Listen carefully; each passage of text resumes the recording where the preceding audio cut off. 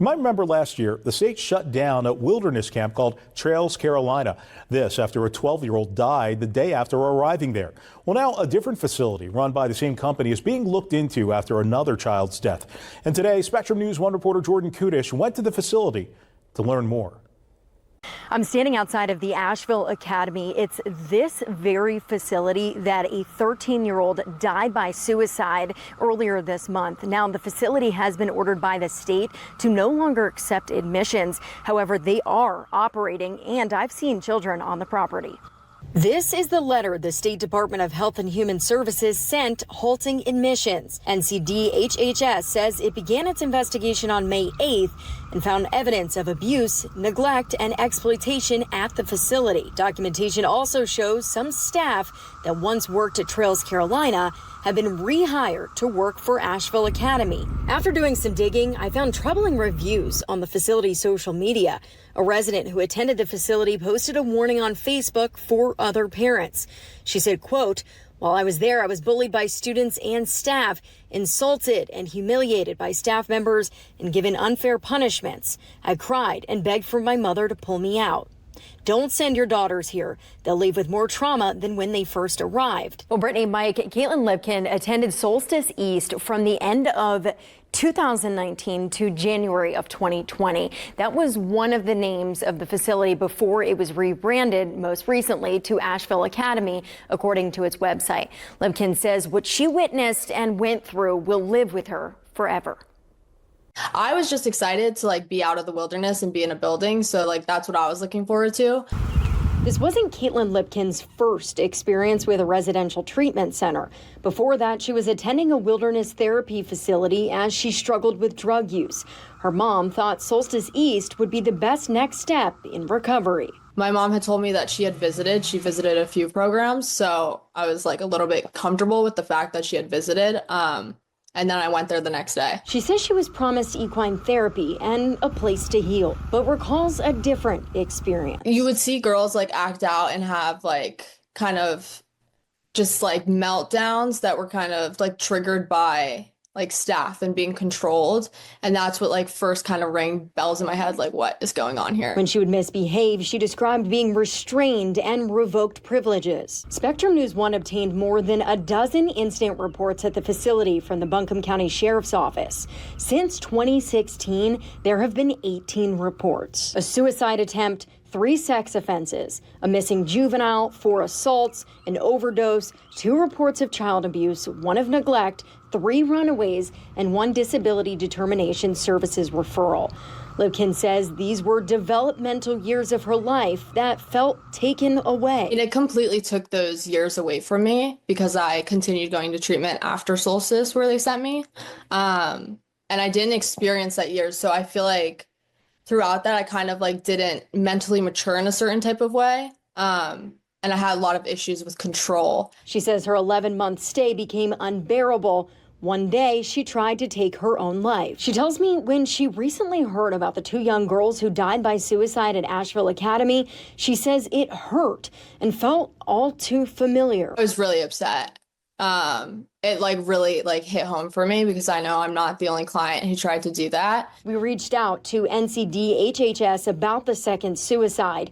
They said, quote, "Together, we will take every appropriate step to ensure the health and well-being of children and youth at Asheville Academy," something Lipkin says should have been done a long time ago. It hurts my heart so bad. I think about it when I go to sleep at night, that there are kids currently in these programs going through what very similar to what I went through, which is hell. And it hurts that I cannot do anything about it.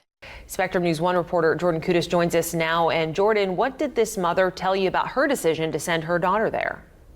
Well, Brittany, Mike, Jill Sanders says her daughter faced a storm of emotional trauma, much of it rooted in childhood. By the time she reached her teens, short-term solutions just weren't working. And Sanders says she was running out of time and hope.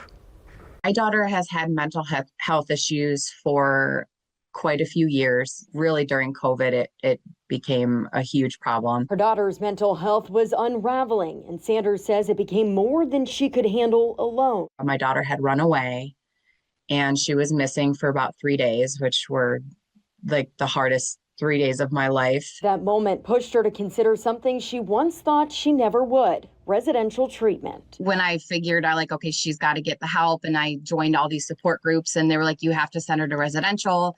And I was like, she has to like stay there. Like, I didn't even think I could do it. I was like, that's not happening. But then the more I researched it, I was like, okay, well, it's either she's home and she's struggling and something horrible can happen, or as a parent, I can trust that they will take care of her and help her. Even then, the weight of the decision haunted her. For 2 years, like, I battled horrible depression because of everything that had happened and what she had gone through. And, as a parent, you start to think, like, what could I have done better? Like, what could I, like, why did that happen to her? And I mean, the mom guilt. Jax would eventually attend 3 different treatment programs, Asheville Academy among them. Sanders says some parents stay silent out of fear of what others will think. I was very open with my friends and family, and they knew, like, why she was there. But there are some families that they don't have that support from other people. But she says the stigma wasn't just social, it became her reality, especially at the first facility, where she tells me something immediately felt wrong. She called me that night. There was like screaming in the background, and she was like, I'm gonna die. Like, so, like, somebody's gonna kill me, and I'm already getting threats, and like, they don't have me in the right age group. Like, I'm up here with like 16-year-olds, and like, she was only 11. Like, so like, to get that call, I was like, oh my God, I made a horrible mistake. After just 8 weeks, she pulled her daughter from that facility. Sanders says she felt the system had failed her until she enrolled Jax in Asheville Academy. Never once did she call me scared. Even on the days where she was having, bad days, like, not once did she ever mention to me. And she was very open with me about every other residential, so I don't feel like she would ever hide anything. Well, Mike, Brittany, many of the girls I've spoken with say that they stayed silent for far too long. And after the most recent suicides, they say they just can't be quiet anymore. It's actually a really traumatizing experience. I was basically kidnapped in the middle of the night. A family trip. That's the idea Gabrielle Mayer says she was sold. Around like midnight or 1 a.m., really late at night, there was like a knock on the door, and my dad opened the door, and he said, this is so-and-so, and they're here to take you to this program. That program, Solstice East, now known as Asheville Academy. She arrived in March of 2013 at the age of 16. She says traumatic moments started for her on day 1. Tried to run away the first day, and I got tackled to the ground by a woman. And it was very common for them to restrain people. So I was restrained on the ground to the point where I couldn't breathe. She says her parents were under the impression that she would be receiving much needed help that they couldn't provide. I didn't know it at the time, but I was actually bipolar.